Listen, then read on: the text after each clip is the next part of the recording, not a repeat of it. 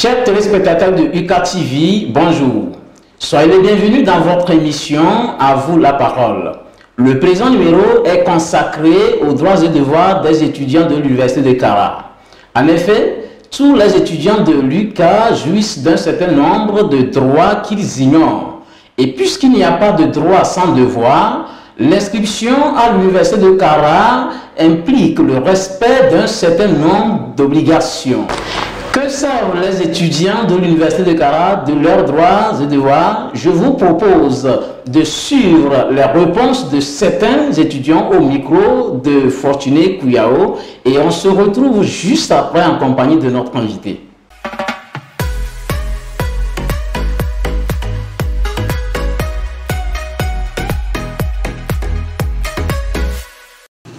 Et je vais soulever le point, bien sûr, de nos tranches cette année qui tarde à sortir, mais nous sommes toujours dans l'attente, que dans l'espoir surtout que ça viendra. Et parlant de devoirs, les devoirs que je peux citer ici, c'est le respect surtout, le respect de nos aînés, le respect envers nos profs, le respect surtout envers ceux qui nous encadrent. Selon moi, quand on parle de droit de l'étudiant, l'étudiant a droit à la liberté. L'étudiant a droit de suivre les cours dans de bonnes conditions. La liberté d'opinion aussi fait partie des droits de l'étudiant. Quand nous prenons les devoirs, parlons des droits aussi, l'étudiant aussi a le droit de percevoir ses tranches. Et parlons des devoirs de l'étudiant a le devoir de suivre les cours et de venir composer. L'étudiant de l'Université de Kara a le droit d'avoir accès aux conditions favorables lui permettant de bien suivre les cours, d'avoir accès aux cours en ligne, qu'aux cours présentiels.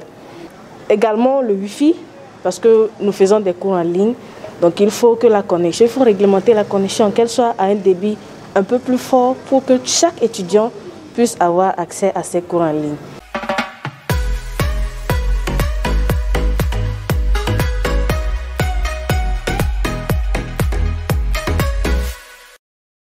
Mesdames et messieurs, vous aurez constaté avec moi que beaucoup d'étudiants ignorent leurs droits et surtout leurs devoirs.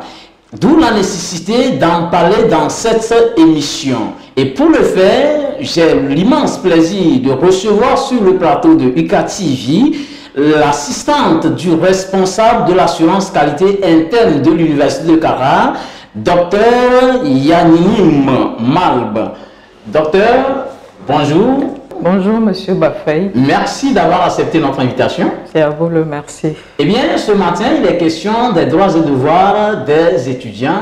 Semble-t-il, ces droits et devoirs sont contenus dans un document que vous avez nommé la charte de conduite de l'étudiant. Pouvez-vous nous parler de cette charte-là brièvement?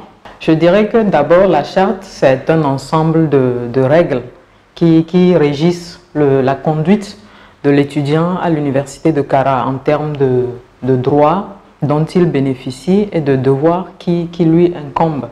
Et lorsque vous prenez cette charte, elle est composée de 3 parties. La partie de droit, la partie de devoir et la partie réservée à l'accès à la bibliothèque. Un peu plus bas, vers la fin de la charte, il y a une partie réservée à l'étudiant. Et cette partie, normalement, l'étudiant prend l'engagement de respecter les clauses de la dite charte. Et lors des inscriptions à la DAS, on leur délivre cette charte sur laquelle ils prennent un engagement de respecter en inscrivant leur nom, prénom et la mention lue et approuvée, suivie de la signature. Une fois fait, on leur fait faire une copie. Alors, c'est dire que l'original est classé dans le dossier de l'étudiant et l'étudiant retourne avec une copie. Alors, en principe, les étudiants doivent s'approprier du contenu de cette charte. Mais après avoir suivi votre élément, c'est-à-dire le micro-trottoir, on constate que bon nombre sont sous-informés et ne se sont pas vraiment appropriés de cette charte.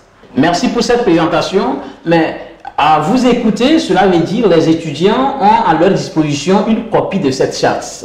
Mais dites-nous, docteur, est-ce que les droits des étudiants contenus dans la dite charte se résument en des tranches, puisque vous les avez écoutés tout à l'heure? Pour cette question, je dirais d'abord que tout étudiant inscrit à l'université de Kara bénéficie de certains droits que lui confère l'université de Kara. Et avant toute chose, l'étudiant jouit d'une certaine liberté d'expression et d'opinion, bien sûr dans le respect des règles qui régissent l'institution. Et ce qui lui permet d'ailleurs de créer des associations à caractère scientifique, culturel et sportif. Il faut souligner à ce niveau que ces associations sont exemptes de toute activité politique partisane. Alors, au-delà de ce premier point, il faut dire également que l'étudiant qui vient s'inscrire à l'université de Kara espère à la fin de sa formation pouvoir se positionner sur le marché du travail, aussi bien national qu'international. Et par conséquent, l'étudiant a droit à une formation, un enseignement et un encadrement de qualité dans cette institution. Et ceci adapté bien sûr aux méthodes pédagogiques modernes en fonction des possibilités de l'université. En troisième point, je vais relever le fait que dès l'inscription de l'étudiant à l'université de Kara, il a droit à toutes les informations actualisées et précises sur les objectifs, les modalités, les modules, les prérequis de toutes les facultés. Ceci pour permettre à l'étudiant de pouvoir faire un meilleur choix de sa formation au sein de l'université de Kara. Alors vous avez posé la question de savoir si les droits des étudiants se résument à leur tranche. Je dirais non. Certes, l'étudiant, il a à chaque fin de trimestre certaines tranches. Ce sont des allocations qui lui sont octroyées par l'État togolais pour pouvoir se prendre également en charge. Mais cela ne fait pas forcément partie des droits de l'étudiant dans la charte de l'université de Kara.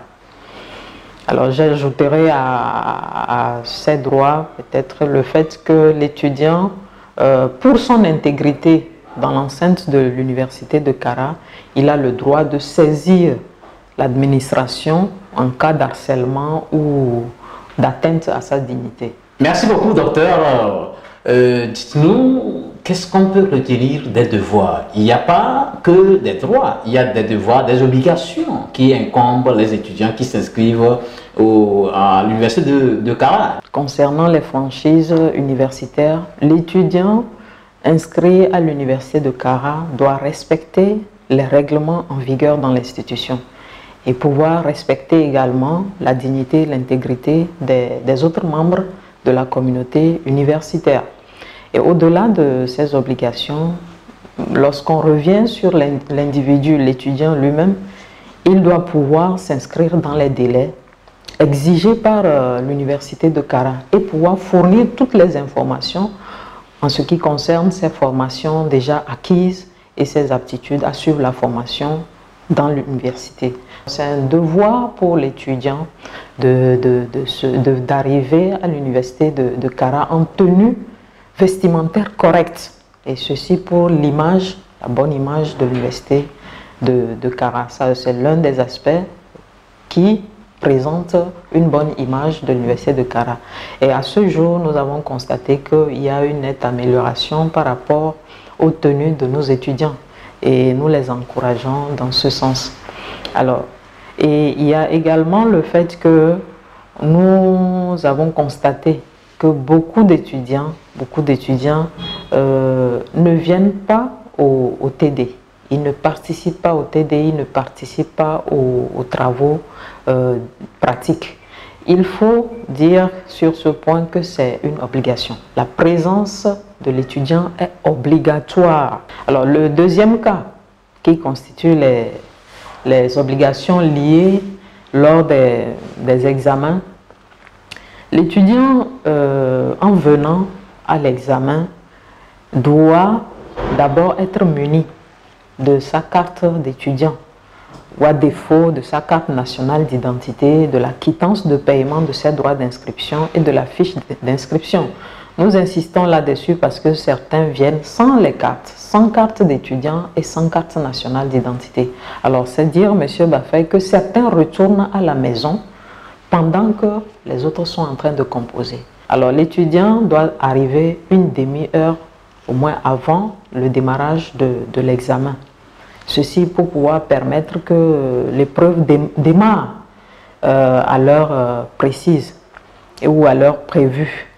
Et il s'agit également pour l'étudiant d'éviter les perturbations, lors des examens, que ce soit en salle ou dans l'environnement immédiat de la salle d'examen. Si vous me permettez, je reviens un peu sur certains aspects. Vous avez parlé de la tenue vestimentaire. Nous sommes à l'université. Les étudiants sont libres de s'habiller comme ils veulent, me semble-t-il, puisque c'est l'université. Et si vous pouvez revenir sur cet aspect, aussi sur certaines obligations liées aux conditions d'examen. On a vu des étudiants en plein examen qui se lèvent, il prend la gomme chez l'autre, il prend le crayon ou il prend une règle chez son camarade et voilà, il trouve normal que le surveillant qui est là puisse permettre cela. Et surtout aussi le cas des TD. Docteur, dites-nous véritablement si c'est un devoir pour l'étudiant d'être présent lors d'un TP ou d'un TD. Est-ce qu'il n'est pas libre de rester à la maison? L'essentiel, c'est de valider.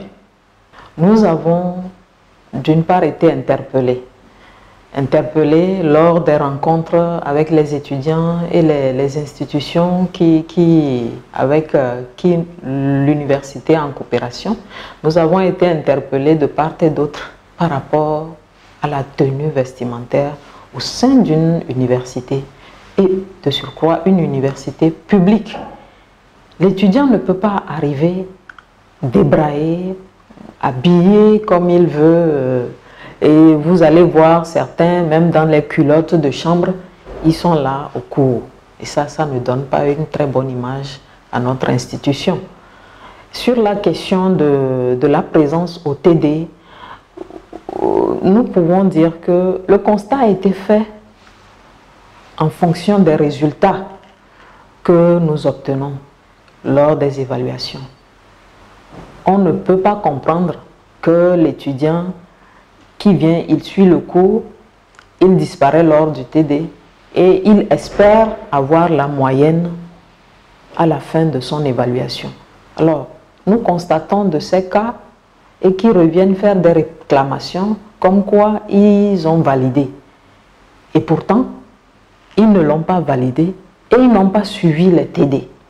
Alors que les TD sont faits pour ça. Les TD sont faits pour relever le niveau de compréhension de l'étudiant afin de le préparer pour les examens. Alors c'est un devoir pour cet étudiant de suivre les TD. Et la question de la tenue, du comportement de l'étudiant lors des examens, je vais ajouter à cela certains qui viennent en casquette, certains qui viennent avec des articles susceptibles de porter atteinte à leur évaluation, c'est-à-dire en termes de fraude, ceux qui viennent avec des calculatrices du genre programmable, des portables, tout ceci est interdit. L'étudiant a le devoir de se dégager de tous ces objets afin de travailler dans de bonnes conditions et ne pas s'attirer des sanctions de l'autorité universitaire. En ce qui concerne ces comportements, tantôt on veut récupérer le correcteur, la gomme, c'est interdit. C'est pour le bon déroulement de l'épreuve, de l'examen. Parce que l'étudiant, il faut le dire, a droit à une évaluation équitable et objective et qui limite tout risque de fraude. Alors, ces comportements sont du genre à frauder, Alors, c'est interdit à l'étudiant.